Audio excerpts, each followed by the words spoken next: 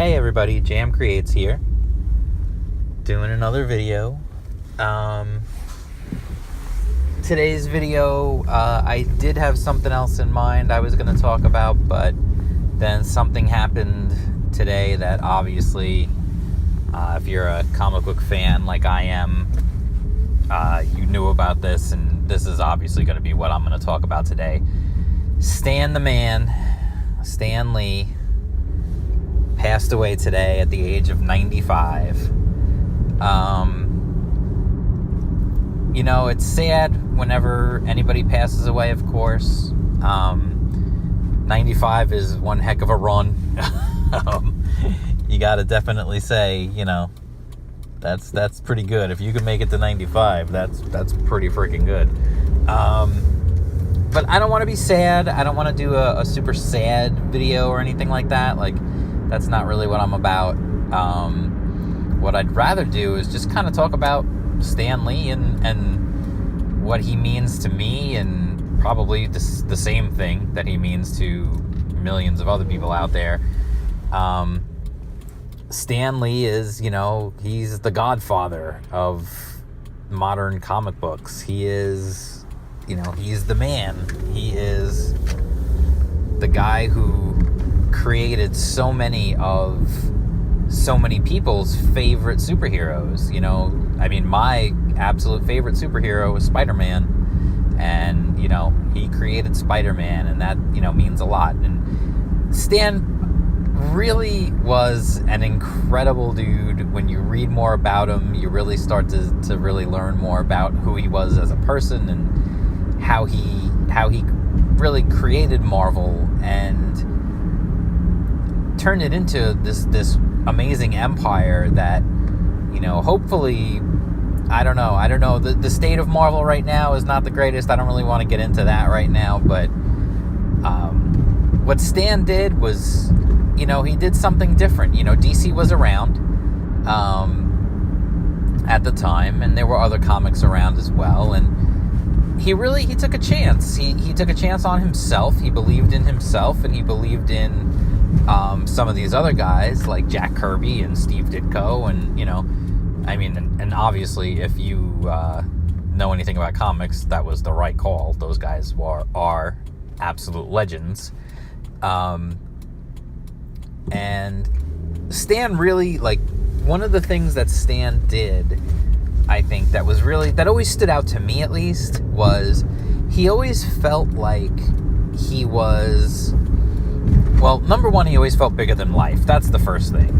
He really did. He felt like he was this character. He was this bigger than life persona.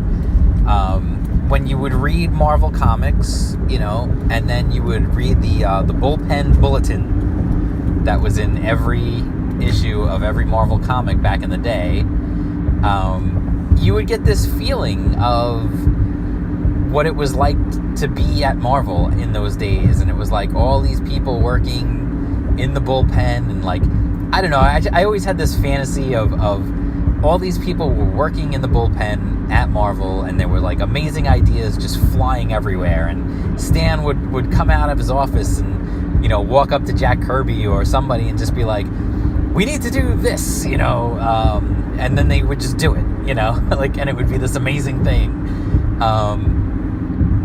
What was really interesting to me was to hear some more stories later on about how Stan would, in a way, kind of do focus groups.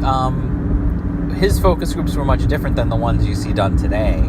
But what he would do is he would go out and he would just talk to people on the street and be like, people who were reading a comic book, he would ask them what they thought of it. And if they thought it stunk, he'd ask them why. And then he would change whatever it was they didn't like so that the next issue would be something they would like. If enough people were to tell him on a random day, let's say, one day he went out walking around Manhattan and a bunch of people told him, hey, there should really be a supervillain who rides on roller skates. You could bet that within the next couple of issues there was going to be a villain who rode on roller skates. There actually was one, by the way. And he was terrible. But aside from that, he was very willing to take what the fans wanted. He wanted to give the fans what they wanted. And you always felt like he was just this fun guy. He was approachable. And, I didn't work for him, so I don't know if he was a slave driver or anything like that. I have no idea. But he was just, you felt this feeling of he loved comic books. The man loved what he did. He loved the medium. He loved having all these people who read his comics and telling these amazing stories and creating these worlds and these heroes and everything else. And he really embraced that role too. I mean, when you see him doing public appearances, especially when he was younger, as he got older, I'm sure he got more cynical as he got tired and people were kind of taking advantage of him and stuff. But Stan really, he embraced that persona, and he was a celebrity. I mean, let's be honest, a lot of these people in today's comic book world like to think that they're celebrities. They could walk down the street screaming their own name, and no one would pay attention to them. Stan Lee could walk out of a building with sunglasses and a hat on, and I guarantee somebody's going to recognize him. He was a celebrity. He was a rock star. And he had that persona. And I'll never forget reading all those bullpen bulletins and reading, True Believers, Excelsior, reading the things that he would say and how everything was great. I mean, take a chance if you have it. Go read How to Draw Comics the Marvel Way. That whole book is him bragging about how great Marvel comics are. Now, it also happens to be a really good instructional book to teach you how to draw, but it's also loaded with Stan's words of how great Marvel is and how everybody else is kind of like subpar. And it's great. He was so awesome. He was such a promoter. It was fantastic. I love a guy like that. That's a guy who wants to sell his comics. He wants his company to grow. He wants his business to grow. And he was such an inspiration for so many people. I mean, he created this thing that we all love. And even to this day, he's an inspiration to people. I mean, I did a video, I don't know how many people watching this are regulars to my channel or are going to be their first video they watch by me, but I did a review of sorts of an old issue of The Amazing Spider-Man. It was issue number 16. It was one of the comics that my dad had when he was a kid, and I inherited later after he passed away. And it was written by Stan, and it was drawn by Steve Ditko, and it was the first time Daredevil and Spider-Man ever met one another, and it's just so interesting to see, and it was so much fun to go back and look at that, and it really is amazing, because to me, that's still a great comic book. That is still everything that a good comic book should be. It had action, adventure, all kinds of, had a little bit of mystery, it was fun.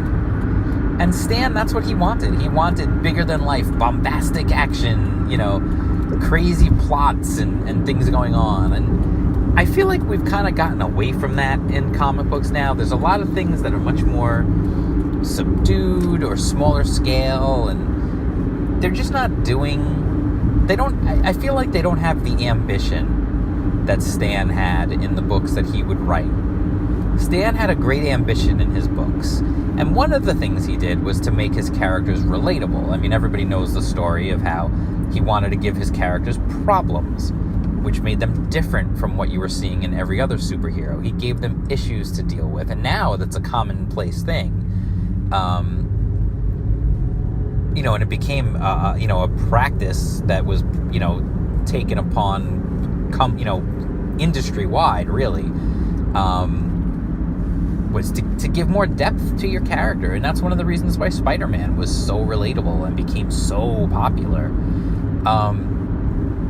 So he's definitely going to be missed. I mean, obviously he hasn't been writing books in a long time, but that doesn't matter. His impact and his inspiration has lasted for decades and decades, and it has inspired so many people to get into the industry, or to read comics and to follow comics. And look at the success of the Marvel movies, the amount of money those movies make. Those are the characters that he helped to create and popularize. those are his babies. Those are not like modern characters. You're talking about Iron Man. You're talking about Captain America. You're talking about, the Avengers, the Hulk. All these characters were created so long ago. And, it makes you wonder why, like, it's so hard for this to happen, like, nowadays. Like, any new stuff is just, what they're doing with the characters now is just not great. But again, I don't want to get into that right now. I'm just talking about Stan. I'm home.